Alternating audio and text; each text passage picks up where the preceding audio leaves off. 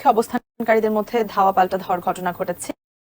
এই মুহূর্তে ঢাকা বিশ্ববিদ্যালয় অবস্থান নিয়েছেন। আমি রাজু ভাস্কর্য এলাকায় আছি, সেখানে যদি ছবিটা দেখাই যে ঢাকা বিশ্ববিদ্যালয় এবং বাংলা ছাত্রলীগের ঢাকার বিভিন্ন প্রান্ত থেকে ছাত্রলীগের নেতা কর্মীরা এসেছেন এবং রাজু ভাস্কর্য এলাকায় কিন্তু ছাত্রলীগের কেন্দ্রীয় যিনি সভাপতি সাদ্দাম হোসেন তিনি এখানে অবস্থান করছেন এবং কিছুক্ষণ পরে এখানে আমরা উত্তেজনার টের পাচ্ছি, কারণ নানা দিক থেকে ছাত্রলীগের এখান থেকে যেটা বলা হয়েছে, আমি কিছুক্ষণ আগে যখন ছিলাম পুরো এখানে সমাবেশ হওয়ার কথা ছিল ছাত্রলীগের 3টার সময়, কিন্তু কিছুক্ষণ পরে আসলে সব ছাত্রলীগের নেতাকর্মীরা যখন এখানে এসে হাজির হন তারপরে আসলে খবর আসতে থেকে যে বিভিন্ন পয়েন্ট থেকে যে কোটা বিরোধী যারা আছেন তারা বিভিন্ন পয়েন্টে হয়তো ঢোকার চেষ্টা করছেন কিংবা একটা সহিংসতার চেষ্টা করছে এমন খবর আসতে শুরু করে ছাত্রলীগের নেতা কর্মীদের কাছে, তারা দাবি করছিলেন এবং তারপরে তারা ছাত্রলীগের নেতা কর্মীদের বিভিন্ন ভাগে ভাগ করে ঢাকা বিশ্ববিদ্যালয়ের প্রতিটা এন্ট্রি পয়েন্টে কিন্তু পাঠানো হয়েছে। অর্থাৎ আমি যদি বলি ঢাকা বিশ্ববিদ্যালয়ের বিভিন্ন পয়েন্টে এখন ঢাকা ছাত্রলীগের নেতা কর্মীরা পাহারা দিচ্ছেন। এখন আপনাকে দেখতে পাচ্ছেন যে কিছুক্ষণ এখানে প্রচুর এই যে এখন কিছুক্ষণ বলা হচ্ছে যে শাহবাগের দিকে একটি ঢাকা মহানগর উত্তর যে ছাত্রলীগ আছে তাদেরকে শাহবাগের দিকে পাহারার জন্য পাঠিয়ে দেওয়া হয়েছে এবং আরেকটি গ্রুপকে শামসুন্নাহার হলের দিকে পাঠিয়ে দেওয়া হচ্ছে ছাত্রলীগের পাহারা তুলে।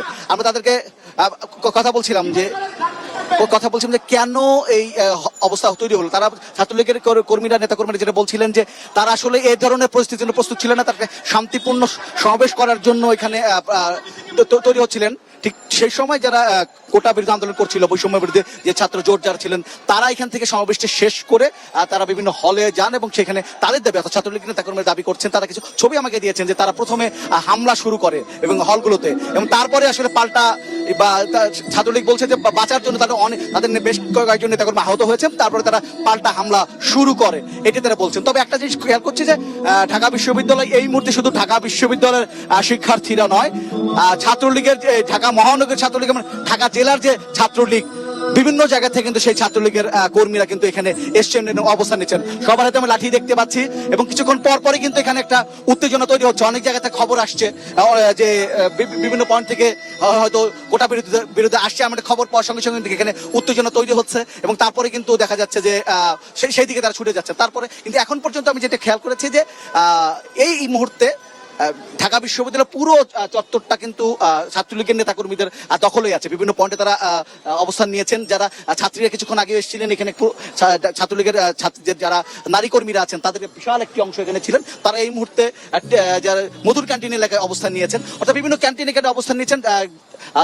ছাত্রলীগের ছাত্রলীগের যে কেন্দ্রীয় সভাপতি আছেন সাদ্দাম হোসেন, তিনি বিভিন্ন জায়গায় গিয়ে কিন্তু এটি তদারকি করছেন যে কি অবস্থা। কিছুক্ষণ পরে হয়তো আমরা তাকে পেলে হয়তো তার সাথে আমরা কথা বলতে পারবো কি অবস্থান আছে। তবে এই মুহূর্তে যদি বলি উত্তেজনাকর একটা পরিস্থিতি, সহিংসতা প্রথম দিকে একটু সহিংসতা ঘটনা ঘটেছে, তারপরে কোনো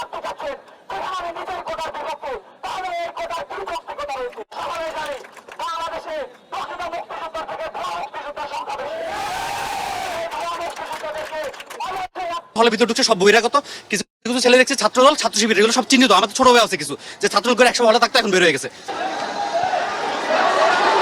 দেখতে পাচ্ছেন যে দফায় দফায়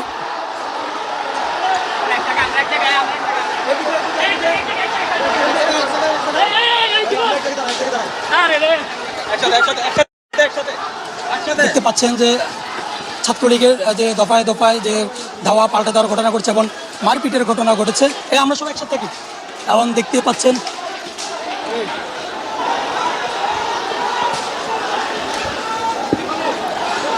যে হল থেকে ছাত্রলীগের নেতারা ইতিমধ্যে বের হয়েছেন এবং কোটা সংস্কারের দাবিতে যারা আন্দোলন করছেন তাদেরকে তাদের উপরে লাঠি পেটা করছেন এবং ইতিমধ্যে এখানে শিক্ষার্থী যারা ছিলেন তারা এখান থেকে চলে গিয়েছেন এবং ছাত্রলীগের যারা কর্মী রয়েছেন তারা আবার হলের ভিতরে তারা ঢুকে যাচ্ছেন এবং বলা চলে যে দফায় দফায় সংঘর্ষের ঘটনাটি ঘটছে।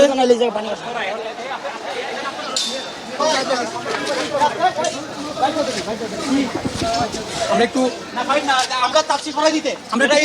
কথা বলি, এখানে কি হয়েছে বলুন তো ভাই। আমরা দুপুরবেলা আমাদের মধুর ক্যান্টিনে আমাদের নিয়মিত যে আড্ডা আছে ওটার জন্য আমরা বেরোইছি। ওর টাইমে আমরা দেখি যে কোটা নিয়ে প্রায় 2-3 হাজার ছেলেবেলা এখানে ঢুকে মাইকিং করতেছে, সবাই ডাকতেছে যে আপনারা আসেন। ভালো কথা, আমরা কিন্তু কোটার বিপক্ষে না, কখনোই না। ছাত্রলীগ সবসময় কোটার পক্ষে, যুক্তিসঙ্গত বিষয়গুলোর পক্ষে ছাত্রলীগ সবসময়।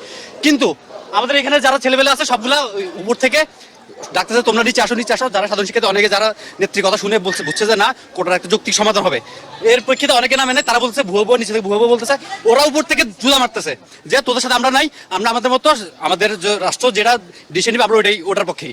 ভালো কথা, আমরা এখানে সবাই নাস্তা করে তারা এসে ওরা বেরোয় গেলে আমরা বেরোবো। ওরা বাইক টাইক ভেঙে লাঠির গোটা আন্দোলনকে আমরা কখনো লাঠি দেখছেন আমাদেরকে, ওরা লাঠি নিয়ে আমাদের হলের ভিতরে ঢুকছে, সব বহিরাগত কিছু কিছু ছেলে দেখছে ছাত্র দল ছাত্র শিবির এগুলো সব হলের ভিতরে যাতে কোনো বিশৃঙ্খলা সৃষ্টি না হয় আমাদের ছাত্রলীগের পক্ষ থেকে নেতৃবৃন্দ চেষ্টা করছে এখানে তাদেরকে সরাই দিয়ে হলে বাইরে অবস্থান করতে। তারা কি করছে, লাঠি বাটি নিয়ে আমাদের কয়েকটা ছেলে আমাদের বন্ধু গায়ে হাত তুলে মাথাটা ফাটাই দিছে, বলে আমরা আত্মরক্ষার্থে আমরা আগাইছি, ওরা ইট মারা শুরু করছে, আপনারা সবাই নিজেরাই দেখছেন। দিতে পারতেছেন, আমি নিজেরাই পেতে পারতেছি না, আঘাত 4-5 জন মাথা ফাটছে, তারা হচ্ছে হলের ভিতরে প্রাথমিক চিকিৎসা নিচ্ছে। 2 জন মাথা ফেটে গেছে, হলে আছে তাদেরকে আমরা যারা আন্দোলনকারী ছিল তারাই প্রথমে আক্রমণ করেছে।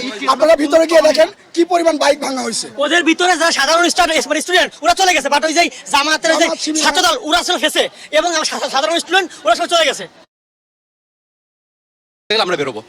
ওরা বাইক টাইক ভেঙে লাঠির গোটা আন্দোলনকে আমরা কখনো লাঠি দেখছেন আমাদেরকে, ওরা লাঠি নিয়ে আমাদের হলের ভিতরে ঢুকছে, সব বহিরাগত কিছু কিছু ছেলে দেখছে ছাত্র দল ছাত্র শিবির এগুলো সব হলের ভিতরে যাতে কোনো বিশৃঙ্খলা সৃষ্টি না হয় আমাদের ছাত্রলীগের পক্ষ থেকে নেতৃবৃন্দ চেষ্টা করছে এখানে তাদেরকে সরাই দিয়ে হলে বাইরে অবস্থান করতে।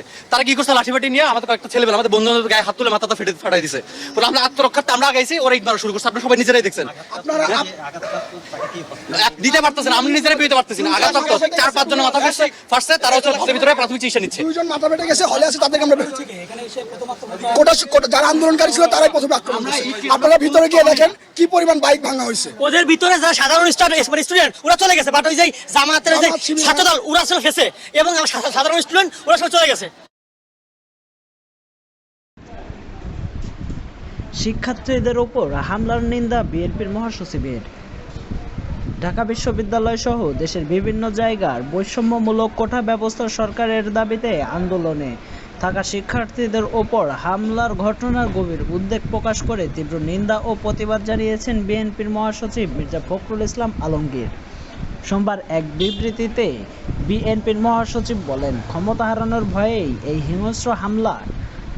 ক্ষমতায় টিকে থাকার জন্য শিক্ষার্থীদের ন্যায্য দাবিকে রক্তাক্ত পন্থায় দমনের যে দৃশ্য দেশবাসী অবলোকন করল তা আওয়ামী ফ্যাসিবাদের আরেকটি হিংস্র অধ্যায় হিসেবে ইতিহাসে সংযোজিত থাকবে।